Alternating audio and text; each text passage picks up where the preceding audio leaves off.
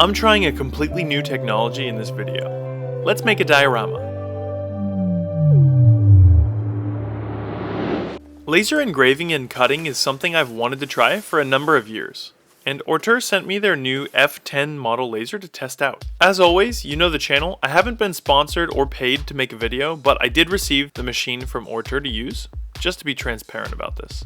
Once I unboxed all of the parts, I set up the F10 in a spare room with an old laptop, plenty of space, and an extraction setup I designed for my window. Then I jumped right into testing.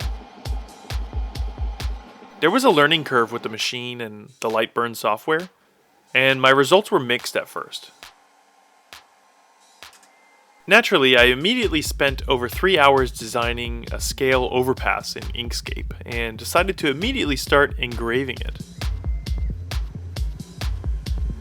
I cut each part out one at a time at this point to avoid burning the parts that fell down after the cut. I didn't even know about tabs at this point in my journey on laser cutting. As soon as everything was cut, I lost all interest in the overpass model and hit the art books for inspiration for a different project. Simon Stalenhag is one of my favorite artists, and I highly recommend his books. I thumbed through and marked a couple pages before I found this one, and I remembered that I bought a bag of snow flocking a while back, so it was decided. Here's a previous little diorama inspired in part by the same artist, and I have a video for that I'll link to down below. For the round mechanical panels, I designed most of the shapes directly in Lightburn, which is actually a pretty powerful software and easy to use once you get the hang of it. I also now learned about tabs, and that greatly improved my workflow with multiple parts, which is really a must for the F10, and it's very easy to remove after cutting.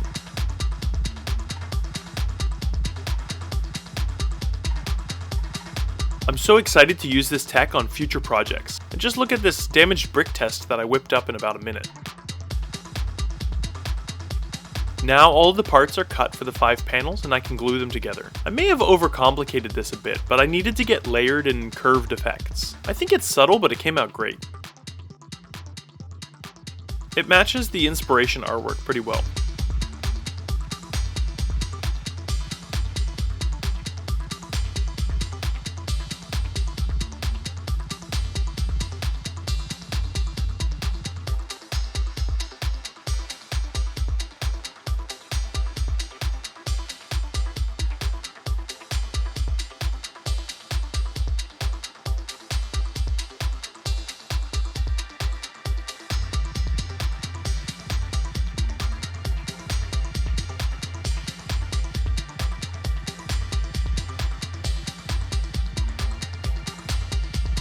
One of the panels will be propped open, so it needs a detailed underside as well.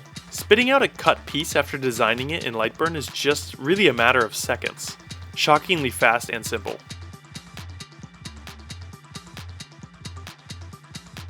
I made a hinge and a kind of shaft wall as well. The base of the diorama will be this Craft XPS foam from the dollar store here in Japan. I chose the layout and scribed around the panels with a sharp awl.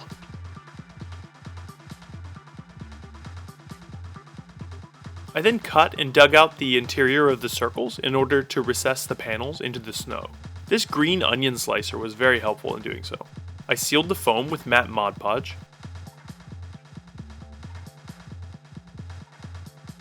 and the inside of the open panel with some black Mod Podge.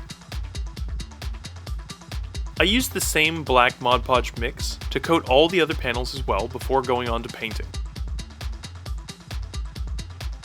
I mixed up a dark gray and sponged it onto the surface.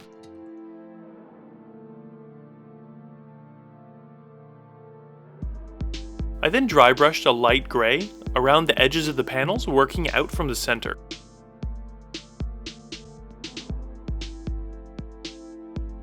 I decided not to use actual lights for this diorama and opted for fluorescent paints over a base of white.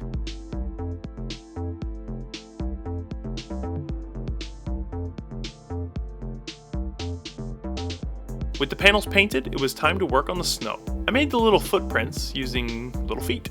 Ooh, well, thanks for the feet. I marked out where the footprints would be by just making indents into the surface of the foam.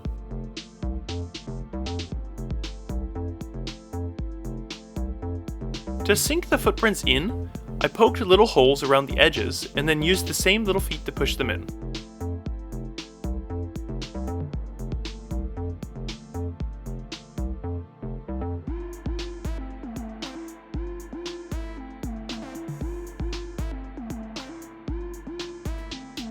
I needed the snow to come right up to the edge of the circular panels. I hunted around my craft room for something that was the perfect diameter to plug the hole, and I covered it in some masking tape. I'll be able to use this as a way to get right up to the edge, and then I can remove it easily before it sets. For the base snow layer, I mixed up some Mod Podge, some kind of dried up snow effect paint, and a little bit of water to thin.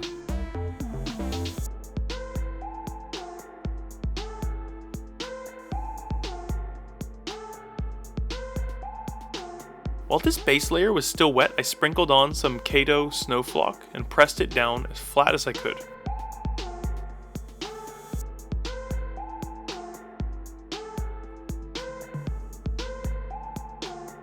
The original artwork has a small stand of trees in the background. I grabbed some little sticks from the great outdoors, and I sterilized them in the oven. Strategically choosing by size and shape, I poked them into place.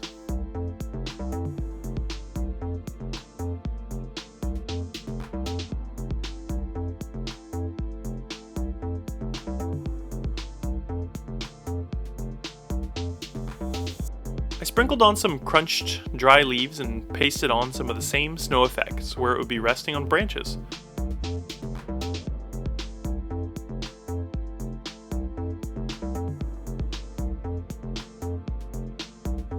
Once everything was dried, I pushed the panels into place just below the surface to mimic the fresh, deep snow. Here's how it all ended up. I'm calling it done, even though the edges are just the raw foam, but I kinda like the look with the light blue color. Now let's talk about my experience with the laser engraver. After using the Ortur F10 now for a while, I want to give you some strengths, weaknesses, and limitations that I've encountered working with the machine. Starting with the strengths. Number 1. Obviously, this thing can engrave on massive pieces, 400 millimeters wide and up to 3 meters long. More on that in the limitations. Number 2, even with this huge work area, the machine itself is quite compact and the external conveyor parts can easily be moved or stored when not in use. Number 3, the construction of the machine itself is quite sturdy. Number 4, it includes Wi-Fi connectivity, though I would always want to be nearby watching the machine for safety. Number 5, the model I was sent came with the 40 watt laser module, which has the ability to switch between 20 watt and 40 watt modes for more power or more precision. Okay, now on to the limitations. Not necessarily bad things, but they could affect your use application. Number 1, you need a large space on either side of the machine to accommodate the length of the workpiece. 1 meter engraving would require at least 2 meters to move back and forth. Number 2, the maximum thickness is 15 millimeters. Pretty self-explanatory. Number 3, you need to have around 20 centimeters or so of excess material to one side to be able to stay on top of the rollers. So these A4 size materials can't be cut in the center without attaching it to another board. Number 4, you have to use tabs while cutting since offcuts fall in the path of the laser. It's not that big of a limitation, but something to be aware of. And now for the weaknesses. Number 1, the biggest weakness I see is the lack of an emergency stop button. The power button has to be held for a number of seconds to turn the machine off. And the most straightforward orientation of the machine, like I have it here, means you're going to have to reach across the entire machine, hold the button down, and wait a few seconds to get it to stop. Ortur should add some kind of emergency stop on the same side as all the other control knobs. Number 2, it would take a lot of planning to fully enclose this machine for smoke extraction, most likely limiting your working size. Number 3, while the module is nominally 40 watts, even engraving at the listed speeds in the guidebook is sloppy and you'll have to reduce the speed to get a proper image. Number 4, perhaps not a big deal, but the 2-screw system for fastening the laser module to the gantry I found a bit fiddly and annoying when setting the focal length. Is this the best laser engraver for you? I think only you know the answer to that, but you can check out more information about it on their website if interested. I'll post a link to the product down below in the description, though I'm not affiliated with them in any way. I'm looking forward to diving deeper into this new tool and incorporating it into my crafting arsenal of skills. I want to give a huge shout out to my Patreon supporters that stick with me and support my craft. You guys are the best. Let me know what you think of this diorama, especially the snow. It's pretty fun to interpret two-dimensional art into three-dimensional crafts. Go create something, and I will see you on the next build.